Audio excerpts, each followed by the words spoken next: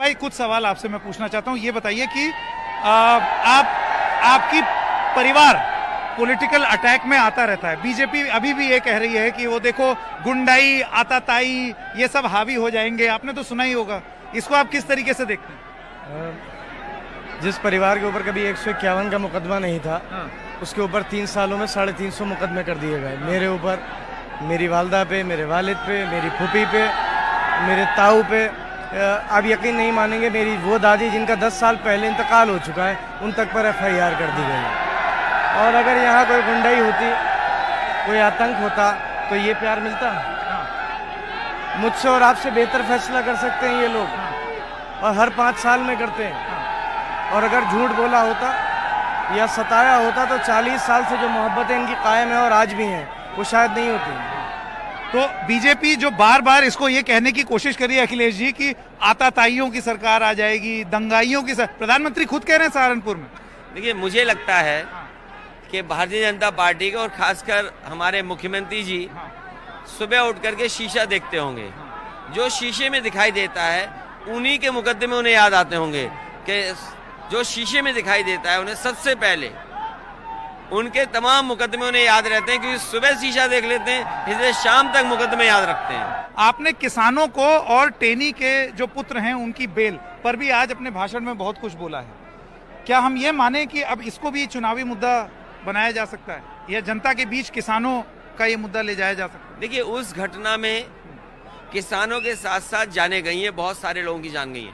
किसान को कुचला गया, और उससे पहले का भाषण याद कीजिए कि उनके पिता गृह राज्य मंत्री जो हैं, उन्होंने कहा कि मुझे मंत्री मत समझो, मुझे सांसद मत समझो, मुझे कुछ और समझो। ये धमकी वाली बात हुई हो, और उसके बाद जीप से किसानों को कुचल दिया गया हो, और उसके बाद भी कई लोगों की जान गई हो, तो आखिरकार जिम्मेदार कौन है? जिम्मेदार तो यही है। उन्हें बेल मिल गई है और बेल से वो बाहर आ गए, लेकिन मुझे न्यायालय पे भरोसा है, भारत के संविधान पे भरोसा है। एक ना एक दिन उन्हें दोबारा जेल जाना पड़ेगा और सजा भी होगी, क्योंकि किसान मरे हैं, और केवल हमने नहीं देखा, आज भी वो वीडियोस हैं। ये बताइए कि आपको इस बार क्या उम्मीद है? कितने, क्या अखिलेश जी तो नंबर दे देते हैं कि इतना पार उतना पार, आपको क्या लगता है कितने मतों से? मैं अपनी बात करूँ, जो यहाँ के लोगों का प्यार आप देख रहे हैं, पिछली बार भी स्वार ने रिकॉर्ड बनाया था, करीबन 54,000 वोट से मैं यहाँ से जीता था। मुझे उम्मीद है कि स्वार अपना रिकॉर्ड पर आप ये गारंटी देने को तैयार हैं वोटर्स को कि एक जो छवि बनी हुई है आजम खान की, ये गुंडाई ना वो छवि बस कुछ लोग हैं जो बना रहे हैं, और कुछ लोगों ही के बीच है जो बनी हुई है। यहाँ का हर आदमी सच्चाई जानता है, वो सब जानते हैं। यहाँ इतना सा बच्चा भी आजम भाई कहता है, और 90 साल का बुजुर्ग भी आजम भाई कहता है। अब्दुल्ला भाई कुछ सवाल आपसे मैं पूछना चाहता हूँ। ये बताइए कि आपकी परिवार पॉलिटिकल अटैक में आता रहता है। बीजेपी अभी भी ये कह रही है कि वो देखो गुंडाई आताताई ये सब हावी हो जाएंगे। आपने तो सुना ही होगा, इसको आप किस तरीके से देखते हैं? जिस परिवार के ऊपर कभी 151 का मुकदमा नहीं था, उसके ऊपर 3 सालों में 350 मुकदमे कर दिए गए। मेरे ऊपर, मेरी वालदा पे, मेरे वालिद पे, मेरी फूफी पे, मेरे ताऊ पे। आप यकीन नहीं मानेंगे, मेरी वो दादी जिनका 10 साल पहले इंतकाल हो चुका है, उन तक पर FIR कर दी गई। और अगर यहाँ कोई गुंडाई होती, कोई आतंक होता, तो ये प्यार मिलता? मुझसे और आपसे बेहतर फैसला कर सकते हैं ये लोग, और हर 5 साल में करते हैं। और अगर झूठ बोला होता या सताया होता तो 40 साल से जो मोहब्बतें इनकी कायम है और आज भी हैं, वो शायद नहीं होती। तो बीजेपी जो बार बार इसको ये कहने की कोशिश कर रही है अखिलेश जी कि आताताइयों की सरकार आ जाएगी, दंगाइयों की प्रधानमंत्री खुद कह रहे हैं सहारनपुर में। देखिए, मुझे लगता है कि भारतीय जनता पार्टी का और खासकर हमारे मुख्यमंत्री जी सुबह उठ करके शीशा देखते होंगे। जो शीशे में दिखाई देता है उन्हीं के मुकदमे उन्हें याद आते होंगे, कि जो शीशे में दिखाई देता है उन्हें सबसे पहले उनके तमाम मुकदमे उन्हें याद रहते हैं, क्योंकि सुबह शीशा देख लेते हैं, इसलिए शाम तक मुकदमे याद रखते हैं।